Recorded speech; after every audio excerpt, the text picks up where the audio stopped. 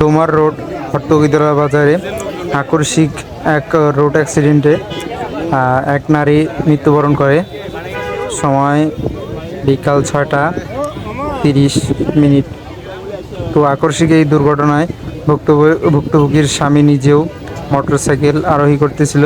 তো এই সময় পিছন থেকে এক ট্রাক এসে ধাক্কা দেয় এবং সেই ধাক্কায় নারীটি পড়ে যায় এবং তার উপর দিয়ে ট্রাকটি চলে যায়, যার কারণে নারীটির সাথে সাথে মৃত্যুবরণ করে এবং তার মাথা পুরোটা ছিন্ন বিচ্ছিন্ন হয়ে যায়, যার কারণে সে সেখানেই মৃত্যুবরণ করে।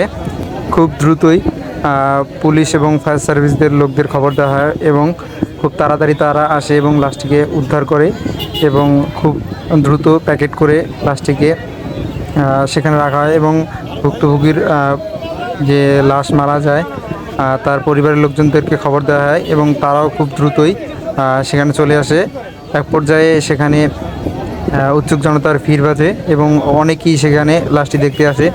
তো হাজার হাজার লোক আসছে সেই লাশটি দেখতে। তো অনেকেই চালায় রাস্তায়। তো সবাই একটু সাবধানতা অবলম্বন করবেন যাতে এরকম আকস্মিক মৃত্যু আমাদের না হয়। তো সবাই একটু সাবধানে গাড়ি চলাচল করবেন।